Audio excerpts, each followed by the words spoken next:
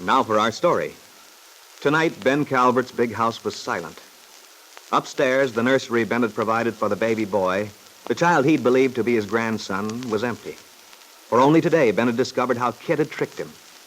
Just a few hours ago, the baby had been given to his true mother, Lisa Fenner.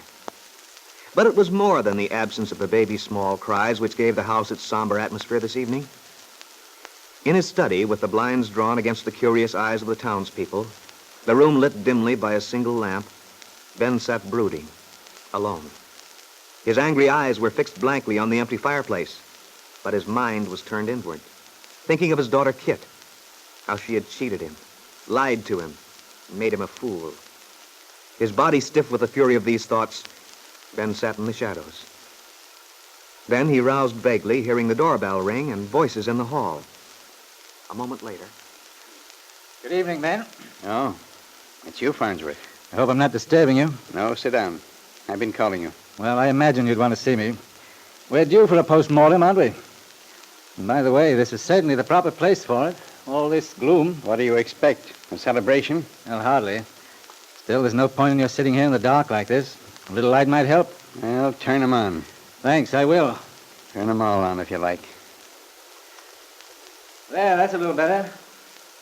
How about a drink, Ben? I think you could use one. Make one for yourself, Farnsworth. I'm all right. Well, if you don't mind. This is one day in my career I shouldn't care to relive. I really think you should join me, Ben. No sense taking things so hard. You can talk like that. It's not your funeral. Oh, no? I hope you don't think I enjoyed myself this morning. Frankly, Ben, I'm mad. Good and mad. You don't say. Perhaps you've been too busy thinking about your own troubles. Think of the position I'm in. I hate to think of what a ribbing I'll take when I get back to the city. I look like the world's prize fathead. Fighting for custody. Finding out the child belongs to someone else entirely. Never mind. You don't need to remind me. How could she? Well, you seem to be thinking only of your side of it. I think it's time you remembered mine. Yours. You lost a case, that's all. But Kitt's made a fool of me.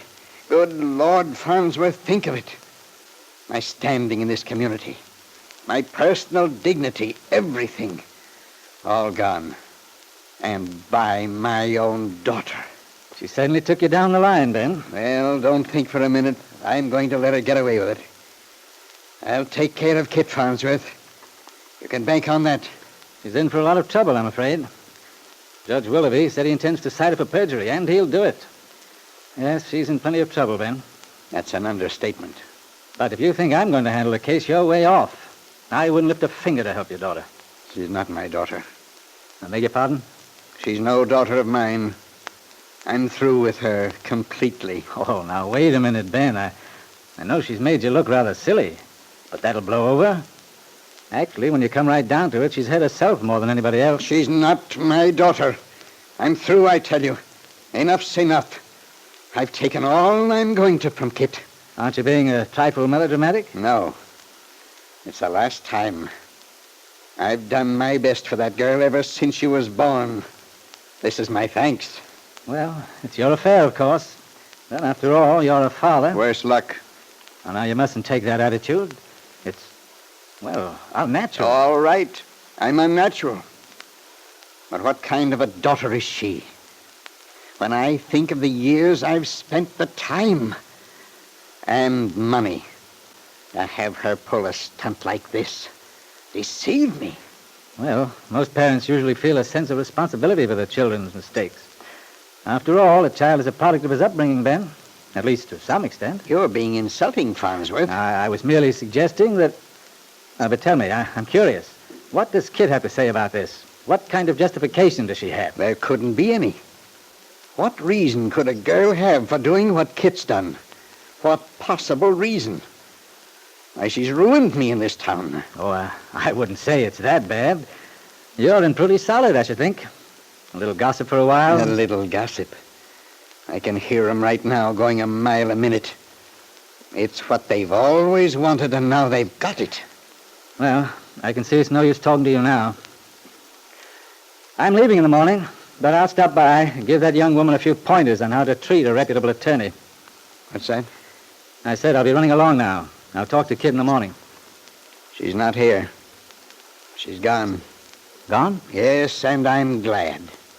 I hope I never see her again or hear of her. I'm going to forget I ever had a daughter. But where is she? Where'd she go? I don't know. You mean she just packed up, cleared out? My wife looked over her things. She didn't take anything with her. That's strange. Ben, you don't think she... Well, that is, Kitt wouldn't do anything rash, would she? I don't give a hang what becomes of her. But wherever she is, I hope she has enough conscience left to be suffering some of the torture for what she's done to me. And a few hours later, in an auto court on the highway which led south, Kitt Calvert lay across the bed, her face alternately in light and shadow as a neon sign flashed on and off outside the window. On and off. On and off, with a monotonous repetition which matches her thoughts. This dreary place. The wind. Perhaps I should go on. Oh, what difference does it make where I am? At least I'm out of that house, that town, away from Dad. Dad. I know what he's thinking tonight. But I'm safe now. He'll never find me. I have money. I don't have to go back there, ever. Well, Lisa won after all. And it's Dad's fault.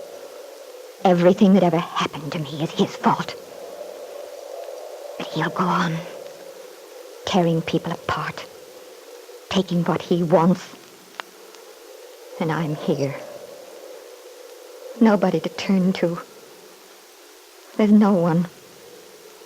Not a single person who cares what happens to me. Why should it be I? Why do I have to pay? It's Dad's doing. Everything. That sign. Why don't they shut it off? It's like water dripping. A window banging. On and off. On and off. How crazy if it doesn't stop. If I could only sleep. Forget. But I can't. I see all their faces. Little Peggy Douglas. Where you've got Bill now, Peggy. And Lisa with the baby. Everyone happy. Everyone but me. Nowhere to go. No one to turn to. And yet, there might be. Just one. Yes. Just one.